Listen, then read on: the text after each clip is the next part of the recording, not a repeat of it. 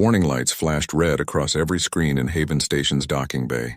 Tiva's forearms moved quickly over the control panel, her purple skin darkening with concern as she read the flight plan that had just been submitted. A human wanted to land on Kravos 7, alone. She rushed from her office to the docking platform where a small survey ship sat refueling. The vessel was old but well-maintained, covered in dents and scratches that told stories of 100 different worlds. The name Wanderer was painted on its side in fading letters. A man stood beside the ship checking cargo containers. He was average height for a human, with dark hair pulled back in a practical knot and several days of stubble on his face. His clothes were worn and practical, the kind that had been patched many times. He looked up as Tiva approached, his dark eyes calm and measuring. "You must be Dewan," Tiva said, her translator device rendering her clicking speech into standard Galactic.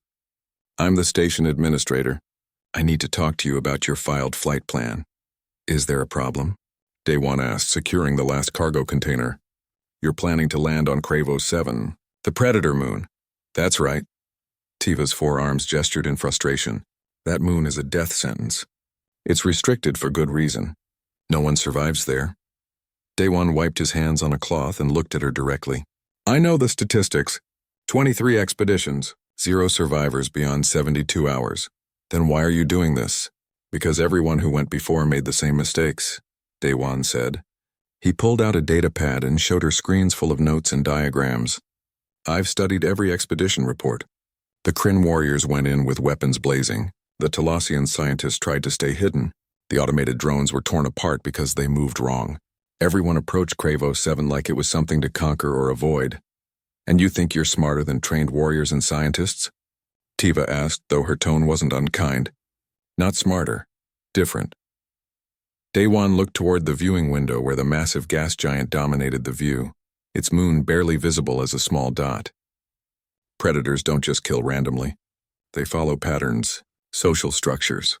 If I can understand those patterns, maybe I can survive." Tiva was quiet for a moment. She had seen many species come through her station over the years, but humans were always the most stubborn. "I've been administrator here for 16 years. I've watched ships go down to that moon and never return. Good people. Experienced people." "I know," Dewan said softly. "I'm not taking this lightly. If you go down there, you'll die. Maybe, but maybe I won't, and if I don't, think of what we could learn." Tiva's translator couldn't capture her resigned sigh, but Dewan understood it anyway. "I can't stop you. The moon isn't officially restricted by law, just by common sense, but I'm logging my objection." "Noted," Dewan said. He extended his hand in the human gesture of farewell. Tiva touched it briefly with one of her hands. "If by some miracle you survive past 3 days, send a signal. Let us know you're alive." "I will."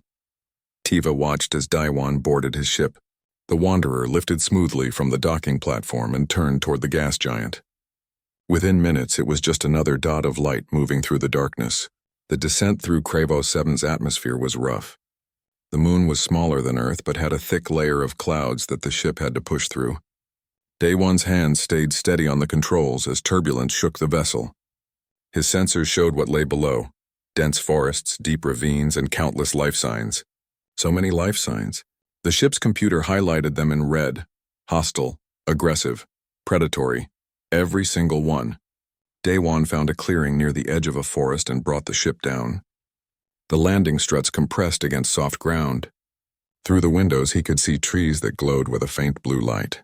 The forest was beautiful in a dangerous way, like a poisonous flower. He checked his equipment one more time. No weapons except a small plasma torch for emergencies. That was important. Weapons made you look like prey or a rival. Instead, he had sensors, cameras, and most importantly, his research on predator behavior from a dozen different worlds. The rear hatch opened with a hiss. The air that rushed in was warm and smelled strange, like copper and growing things. Dewan stepped onto the surface of Kravos 7. For exactly 12 seconds, nothing happened. Then the forest exploded with movement. His suit's sensors screamed warnings.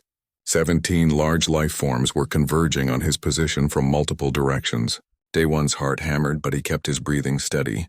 This was expected. New things attracted attention on a predator moon. The first creature burst from the tree line at a full run. It was low to the ground with 6 legs that moved in a blur. Its head was mostly mouth, filled with mandibles that clicked and scissored. Behind it came 5 more, slightly smaller, moving in a coordinated pack.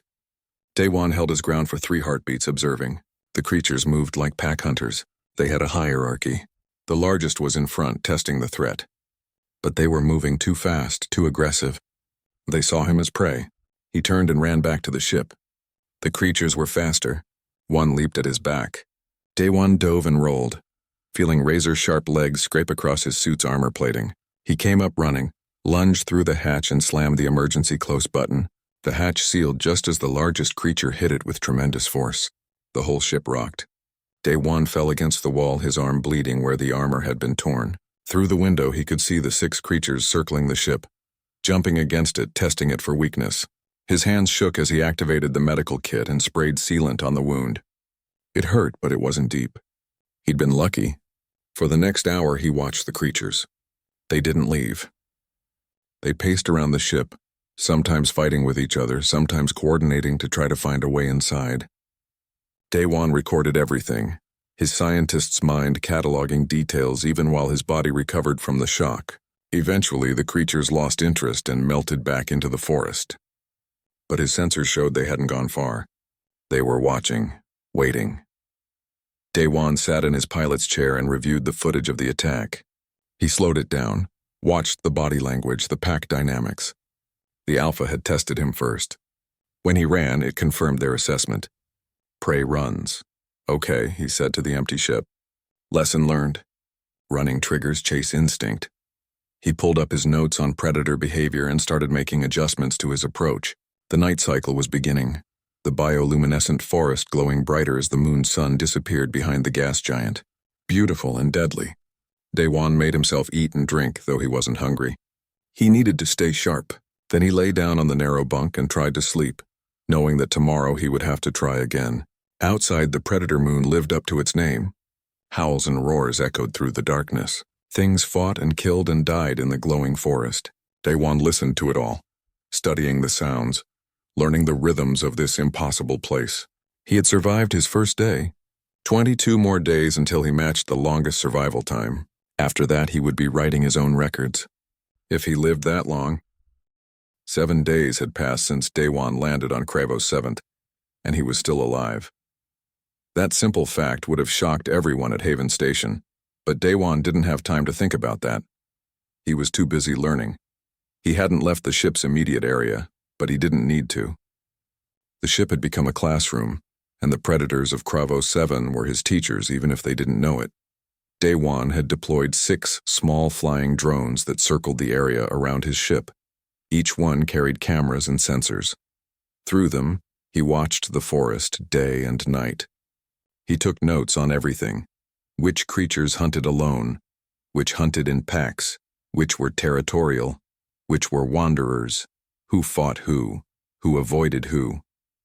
The 6-legged creatures that had attacked him on the first day were what he called razor packs.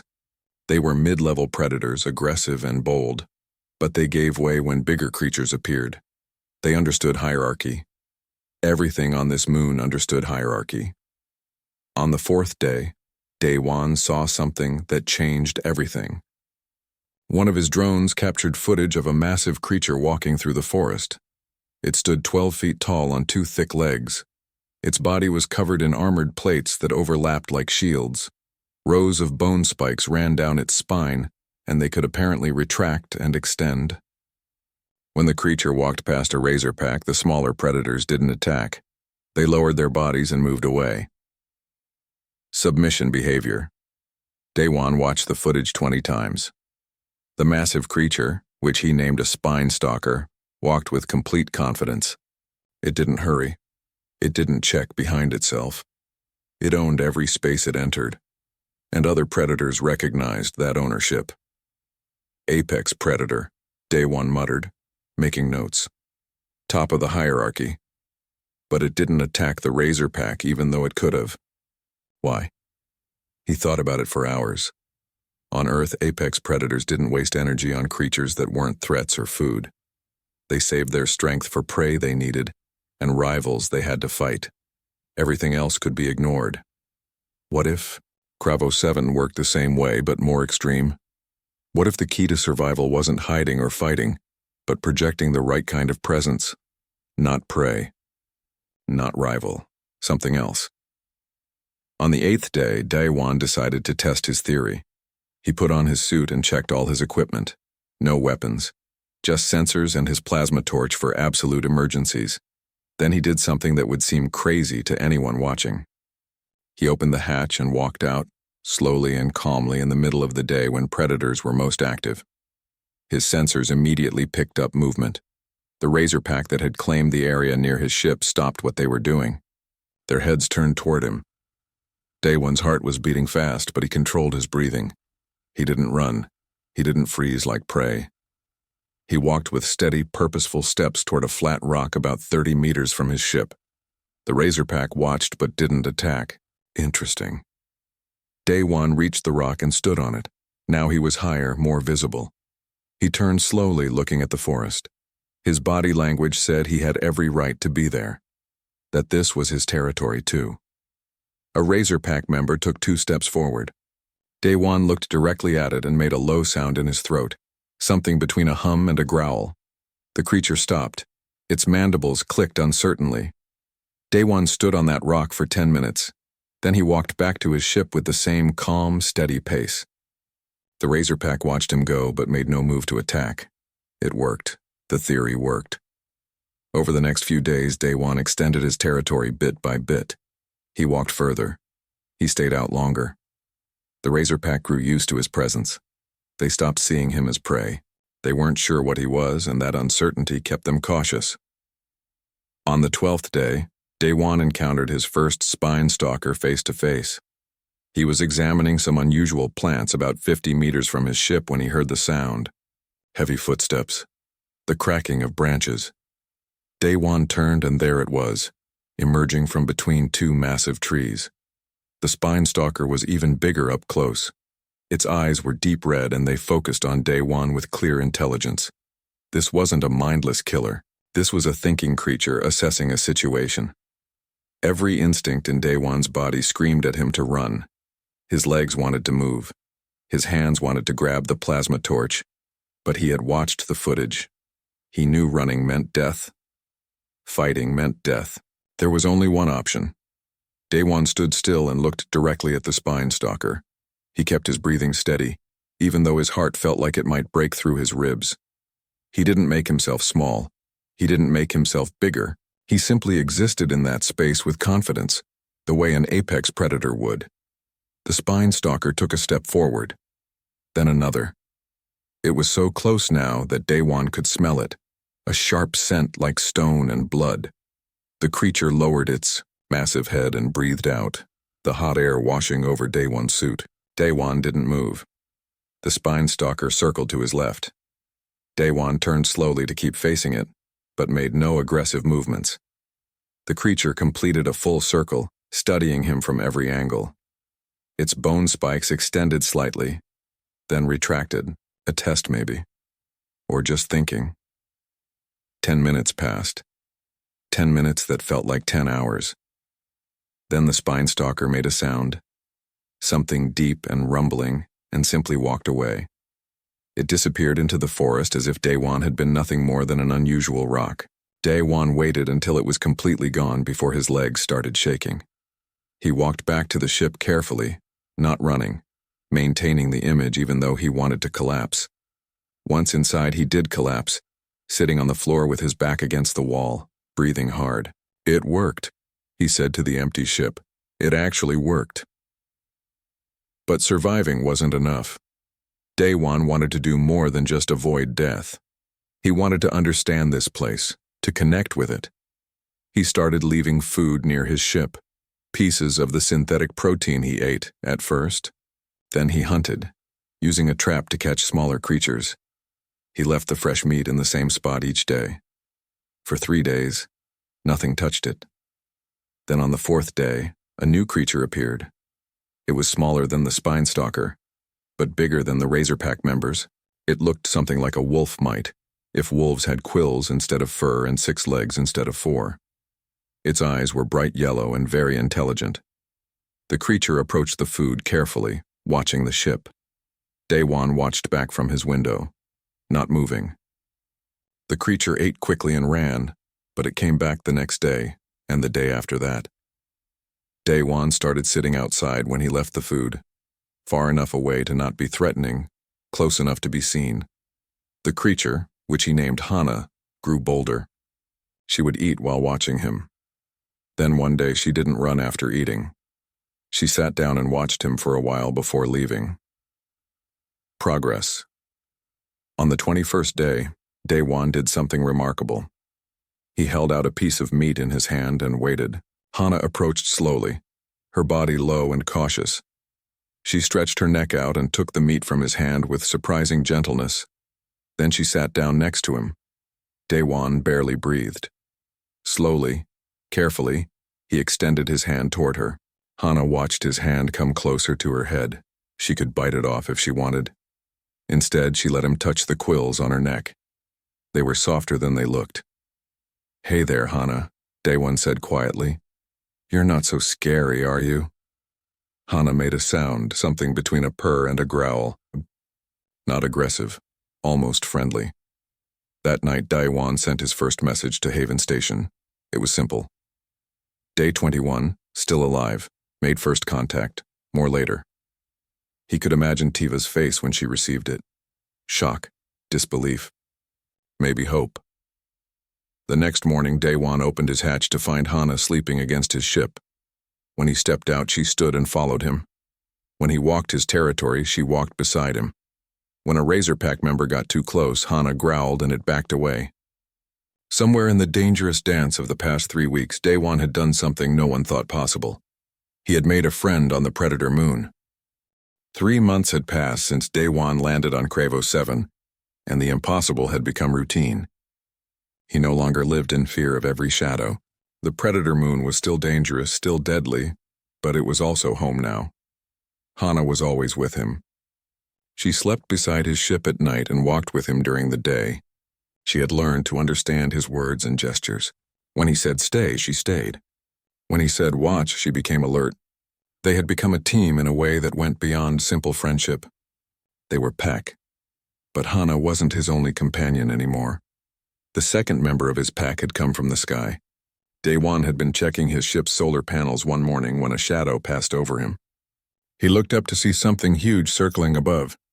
Its wings were at least 40 feet across, covered in scales that shimmered like oil on water. Its body was sleek and reptilian, with a long tail that ended in a sharp blade. The creature had been attracted by the ship's electrical field.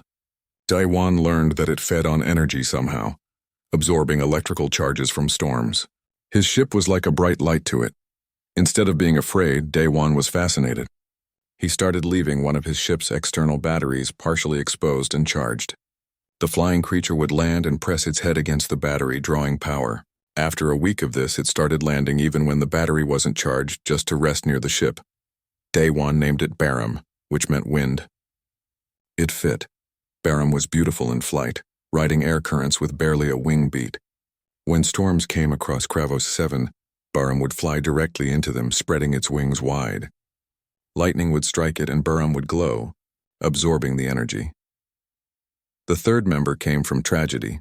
Daewon had been exploring a ravine about 1 kilometer from his ship when he heard distressed sounds echoing off the rocks.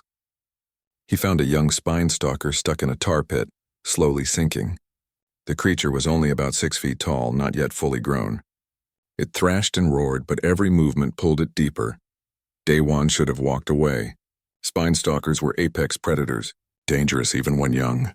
But he couldn't watch any creature die like that. He used his ship's winch cable, anchoring it to a rock formation.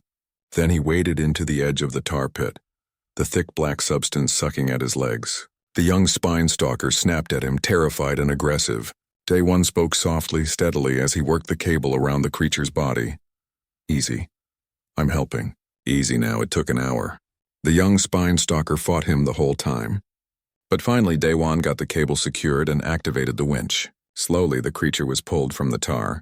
When it reached solid ground, it collapsed, exhausted and covered in black tar. Daewon spent the next 3 days cleaning the tar off the young spine stalker. He used solvents from his ship, working carefully to dissolve the sticky substance without hurting the creature's skin. The Spinestalker let him work, too tired to fight anymore. On the fourth day, the young Spinestalker stood up. It looked at Daewon for a long moment. Then it followed him back to the ship and refused to leave. Daewon named it Miru, meaning believe, because he had to believe he wasn't crazy for saving a creature that could easily kill him when it grew bigger. Over the following weeks, Miru grew fast. The bond that formed was different from Hana. Miru saw Daewon as pack leader, following commands and looking to him for guidance. It was like the creature had imprinted on him as a parent. The fourth member of his pack was the most dangerous. Daewon had been aware of it for weeks before they made contact. Something was watching him, following him on his walks but never showing itself. He only caught glimpses, a shimmer in the air, a strange movement in his peripheral vision. Then one day it appeared. One moment Daewon was alone, examining strange fungi. The next moment, a creature was standing 3 feet away, its skin rippling with colors that matched its surroundings. A perfect ambush predator. It had chameleonic skin that could blend with any background, 6 legs that ended in claws that dripped with something that sizzled when it hit the ground. Venom. Its body was long and low, built for stealth and sudden strikes. Daewon froze. This was the most dangerous moment since landing. This creature was designed to kill without warning, but it wasn't attacking. It was just standing there watching him with eyes that were too intelligent, studying him. "Hello?" Daewon said softly. The creature tilted its head like it was surprised he had seen it. Its skin shifted colors, going from camouflage to a deep purple with gold spots, like it was showing off. Daewon slowly reached into his pack and pulled out a piece of dried meat. He tossed it gently toward the creature. It caught the meat in the air with reflexes too fast to follow, swallowed it whole. They stood there for several minutes, watching each other. Then the creature's skin shimmered and it vanished, blending perfectly with the environment. But Daewon could hear it moving away. It came back the next day, and the day after that. Each time it stayed a little longer. Daewon started calling it Nabi, meaning butterfly, because despite being a deadly ambush predator, its color changes reminded him of butterfly wings. Nabi was the hardest to bond with. She was solitary by nature, not a pack animal like Hana or Miru, but slowly she accepted Daewon's presence, then Hana's presence, then even Baram and Miru. She started sleeping near the ship, invisible but there. Now Daewon had 4 apex predators as companions. His ship had become the center of territory that was respected by the other creatures of Kravosi 7th. His pack defended it. Other predators learned to give them space. Daewon had mapped safe routes through the dangerous terrain. He knew which areas were claimed by what creatures. He understood the social structures and hierarchies. He was documenting everything, creating the first real study of how Kravos 7's ecosystem functioned. Then one day, his ship's communication system activated. A message from Haven Station. Tiva's voice filled the small cabin. "Daewon, this is Haven Station. We've received your reports. The Galactic Council has been informed of your survival. They're sending an extraction team, military escort. They'll arrive in 1 week. They want to bring you back and study your methods. And they want to study the creatures you've bonded with." Daewon sat down slowly, processing this information. An extraction team, military, that was bad. Very bad. Military meant weapons. Weapons meant aggression. Aggression would trigger every predator instinct on this moon. They would see soldiers as rivals or prey. Either way, it would end in violence. Tiva. Daewon transmitted back. "Tell them not to come. I can send all my research data. They don't need to extract me." There was a pause. Then Tiva's voice came back, and she sounded sad. "They're not asking, Daewon. The decision has been made. The commander leading the extraction is named Rovax. He's Kryn. He lost team members to Kravos 7 3 years ago. He's determined to bring you back safely." "How many soldiers?" 20. 20 armed soldiers landing on Kravos 7. It would be a disaster. They wouldn't understand the rules. They wouldn't know how to project the right presence. And if they tried to capture or contain his pack, everything would fall apart. Daewon looked out his window at Hana, who was playing with Miru in the clearing. Baram was perched on top of the ship, wings folded, resting in the sun. Nabi was somewhere nearby, invisible but present. His pack, his family. 1 week, he said quietly. He had 1 week to prepare. 1 week to try to teach his pack the difference between hostile visitors and friendly ones. 1 week to create a plan that might save the extraction team from their own ignorance. It wasn't enough time, but it would have to be. That night, Daewon began intensive training with his pack. He created scenarios, using his drones to simulate threats while teaching them to ignore other stimuli. He worked especially hard with Miru and Nabi, who were the most likely to respond with aggression. Hana understood the fastest. She had been with him the longest and trusted him completely. When Daewon said friend, she would lower her quills and approach calmly instead of defensively. But Miru was young and protective. Nabi was a predator who struck first and asked questions never. Baram was unpredictable, sometimes curious and sometimes territorial about the ship. 1 week to change instincts that had evolved over millions of years. 1 week to prevent a tragedy. Daewon worked from sunrise to sunset, training and preparing. He set up a landing beacon far from his camp, in an area with fewer predators. He recorded detailed instructions for the extraction team. He did everything he could think of, but in his heart he knew it probably wouldn't be enough.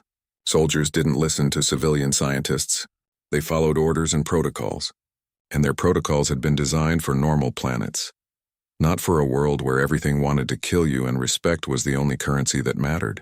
The week passed too quickly. On the final night, Daewon sat outside his ship with his pack around him. Hana's head rested on his lap. Miru lay nearby, the massive spine stalker surprisingly gentle in rest. Baram was perched on the ship's roof.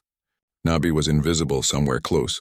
"We have visitors coming tomorrow," Daewon told them, knowing they couldn't understand his words but hoping they could feel his intent. "Try not to eat them, okay?" Hana made a soft sound that might have been agreement, or might have been hunger. With predators, it was sometimes hard to tell. The extraction ship descended through Kryvo 7's atmosphere like a falling hammer. It was 3 times the size of Daewon's Wanderer, built for military operations with armor plating and weapon systems. 20 soldiers sat in the hold, each one armed and armored. At the front of the ship stood Commander Rovax. Rovax was Kryn, a species that resembled Earth's insects more than mammals. He stood 7 feet tall on 4 legs, with 2 arms ending in precise manipulators. His exoskeleton was decorated with rank markings and battle scars. 3 years ago, he had landed on this moon with a team of 12. Only he had made it back to the ship. "Landing coordinates confirmed," the pilot announced. "The human's beacon is guiding us in." "Stay alert," Rovax ordered, his translator rendering his clicking speech into standard galactic. "This moon killed most of my previous team in under 2 hours. We land, we locate the human, we extract him, we leave. Maximum time on surface, 30 minutes. One of the soldiers, a young human named Hyun, checked his rifle nervously. This was his first mission off station. He had volunteered for the extraction team because he wanted to meet the man who had survived the impossible. The other soldiers were veterans experienced with dangerous operations. The ship landed in the clearing where Daewon's beacon was broadcasting. Dust and leaves swirled up from the thrusters. The moment the engines cut off, the forest around them went silent. Even the bioluminescent glow seemed to dim. "That's not good," muttered one of the veterans. "When predators go quiet, it means they're hunting." "Perimeter formation," Rovax commanded. "Weapons ready, but hold fire unless attacked. We're here for rescue, not combat." The ramp lowered and 20 soldiers deployed into defensive positions. Their sensors immediately lit up with contacts. Dozens of large life forms in the surrounding forest, all marked as hostile by the ship's database. "Commander," one soldier reported. "Movement at 3 o'clock. Multiple contacts converging. Hold position," Rovax said. Then his external speakers activated. "Human designated Daewon, this is Galactic Council Extraction Team. Please reveal yourself." For a moment, nothing happened. Then a figure walked out of the forest alone. Daewon looked different from his official photos. His hair was longer, tied back roughly. His clothes were patched and worn. He had a beard now and his skin was tanned from the moon's sun, but his eyes were clear and calm as he approached the armed soldiers. "Commander Rovax," Daewon said, "you didn't need to bring this many people. The council ordered your extraction. We're here to take you home." "This is my home now." Rovax's mandibles clicked in what might have been frustration. "You've been alone on a death world for 3 months. You're not thinking clearly. We have transport ready. Pack whatever you need and we'll depart immediately." "I'm not going anywhere without my companions." "Companions?" Rovax looked around at the empty clearing. "There's no one here but you."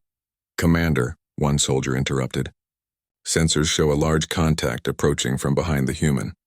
Very large. The soldiers raised their weapons. Hyun's finger moved to his trigger, but Daewon held up his hand calmly. Don't shoot. She's with me.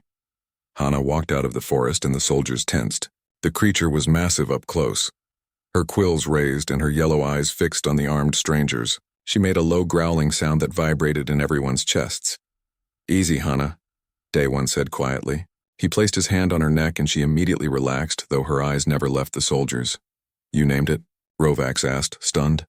Her. Yes. This is Hana. And there are 3 others.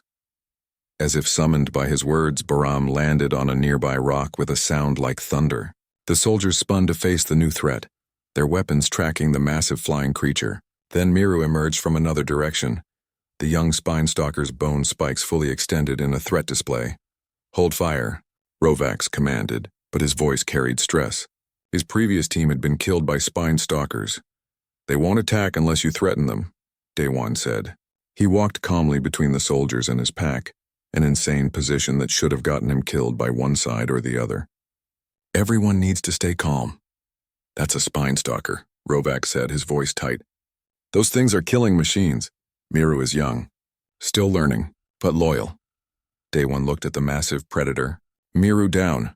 The Spinestalker hesitated, then lowered its body to the ground, though its spikes remained extended. Impossible, whispered one of the veterans. Nothing controls a Spinestalker. I'm not controlling them, Daewon explained. We're a pack. They trust me and I trust them. We survive together.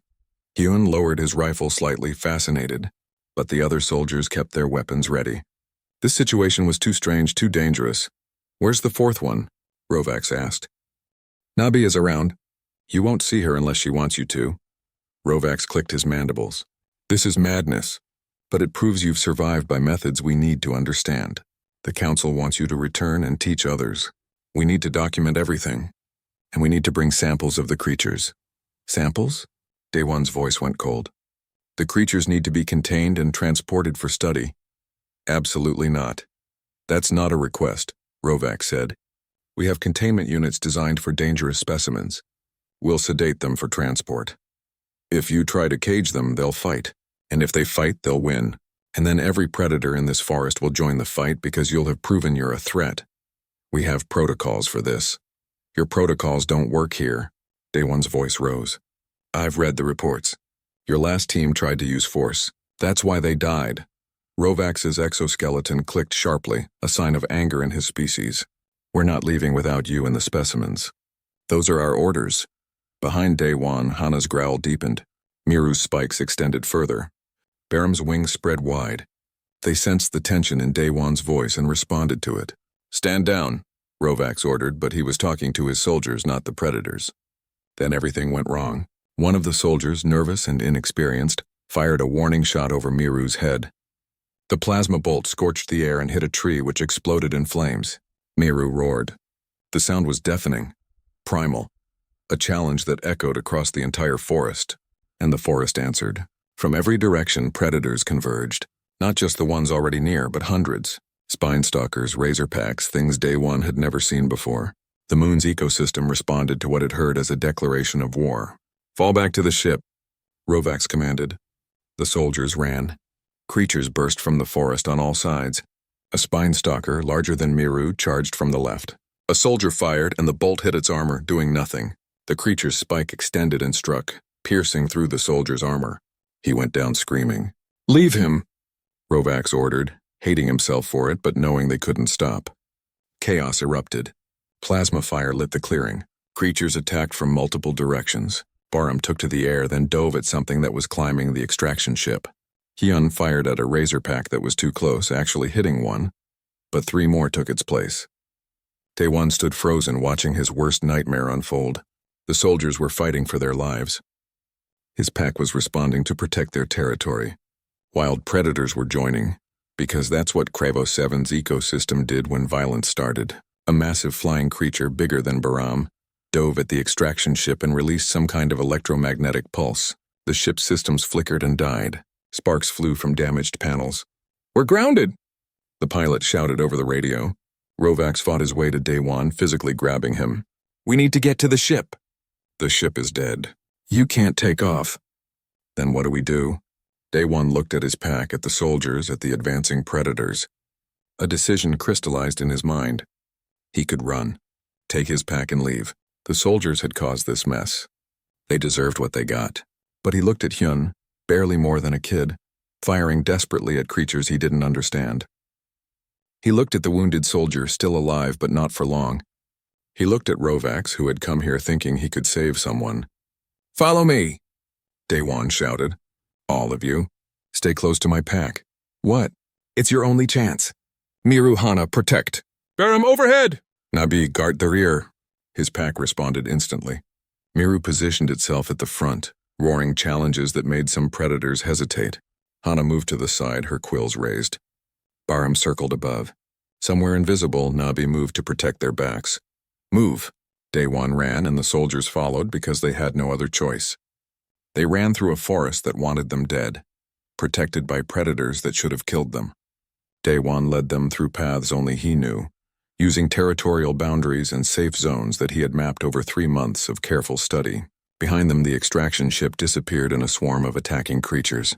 Ahead was uncertain survival. But it was survival. They ran for their lives toward the only safe place on Crevasse 7, Daewon's base camp.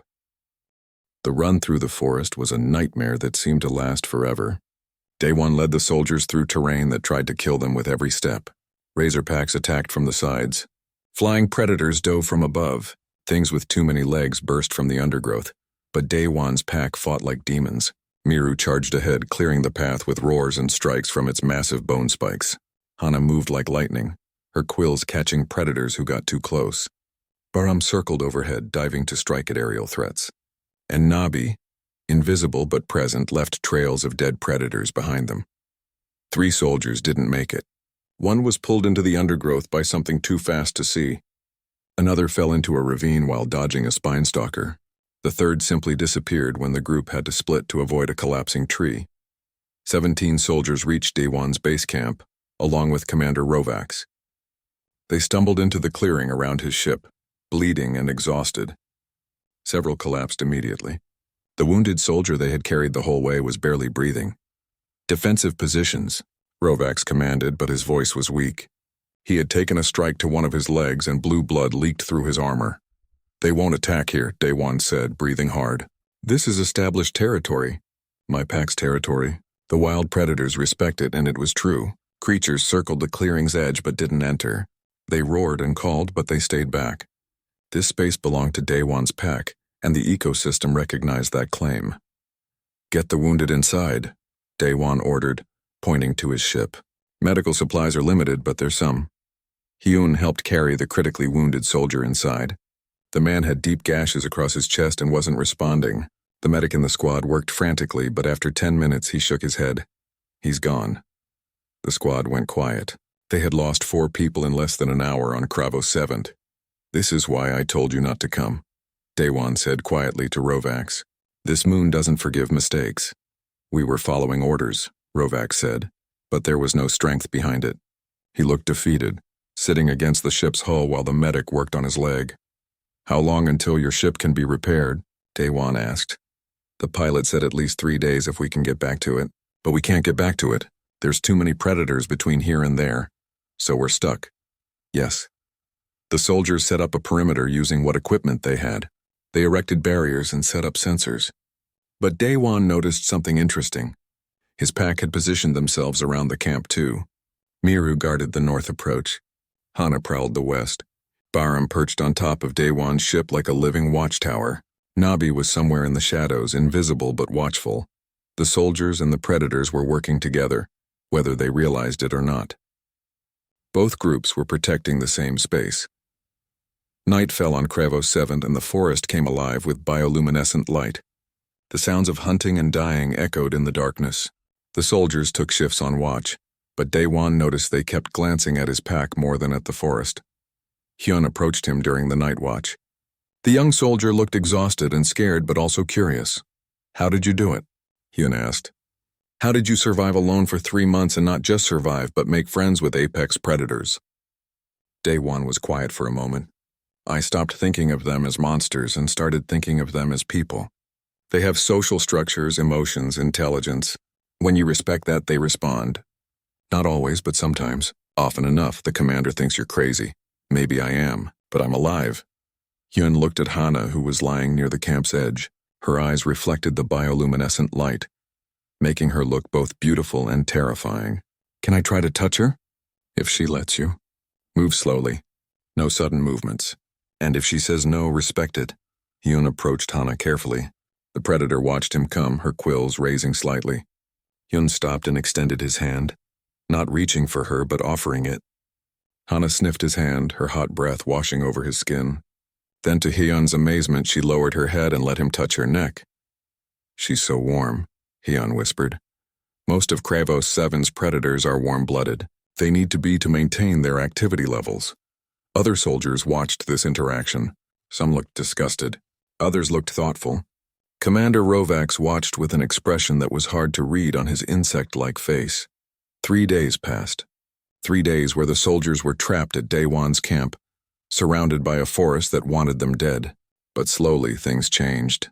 The soldiers learned to move through the camp the way Daewon did. Calm, confident, not aggressive but not afraid.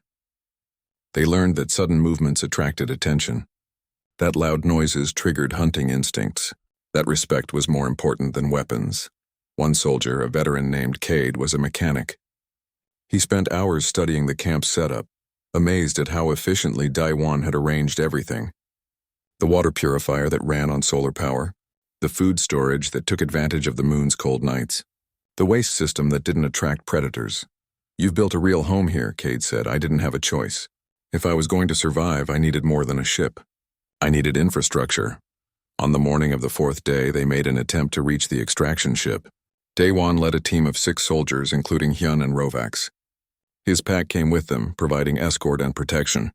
The extraction ship was a wreck. Creatures had torn into it, searching for food or territory or simply because it was there. But the damage wasn't as bad as it could have been. The hull was intact. The engines were damaged but repairable. 3 days of work, Cade assessed. Maybe 4.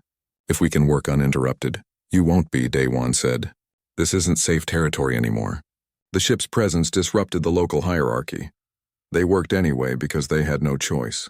Daewon's pack guarded them while they worked. Miru's presence alone kept most predators away.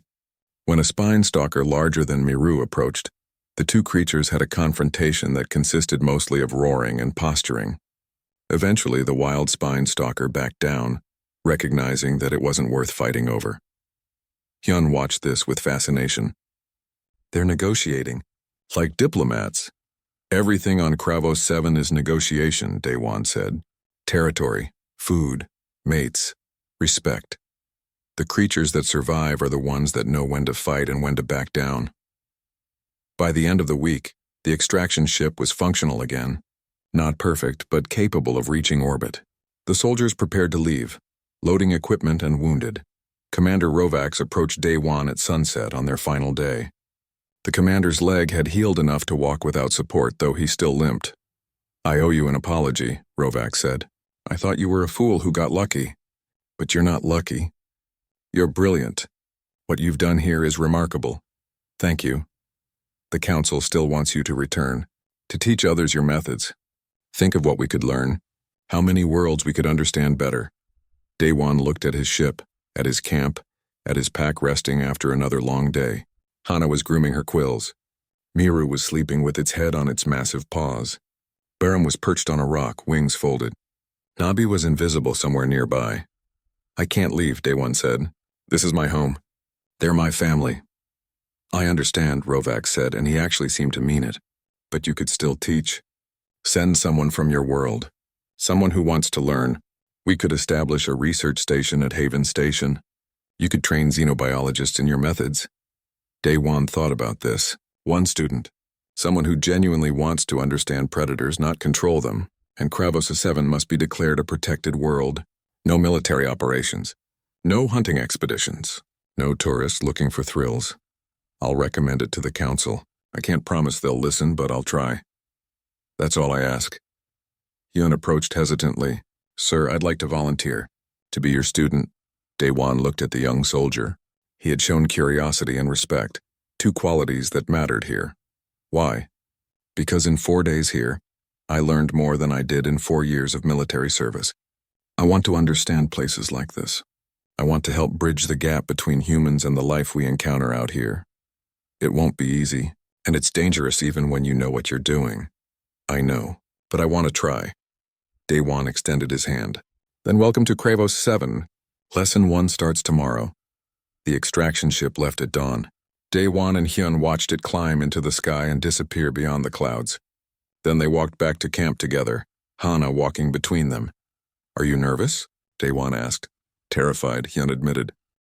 Good. Fear keeps you careful. But don't let it control you. Predators can smell fear, but they can also smell confidence. Find the balance and you'll survive. Months passed. Hyun learned slowly but steadily. He made mistakes and got scars to prove it. But he also made progress. He learned to walk like a predator, to think like one, to understand that the deadliest creatures in the galaxy were still just creatures trying to survive. A research station was established at Haven Station. Tiva administered it with enthusiasm, bringing in scientists who wanted to learn Daewon's methods. Kravos 7 was declared a protected world. Though the declaration was controversial, many in the council thought it should be destroyed, not preserved. But those who came to learn found something remarkable. Daewon didn't just teach survival. He taught understanding. He showed them that the most dangerous places in the galaxy could become homes if approached with respect instead of fear. 1 year after the extraction team's disaster, Daewon stood on a cliff overlooking the forest. The sun was setting behind the gas giant, painting the sky in colors that didn't exist on Earth. Hana sat beside him, her quills rustling in the wind. Burham glided overhead, riding the thermal currents. Miru was hunting in the valley below, teaching Nabi's recently born cubs how to stalk. Hyun was at the camp preparing dinner and reviewing his notes. Daewon had done what everyone said was impossible. He had survived the predator moon. More than survived, he had thrived.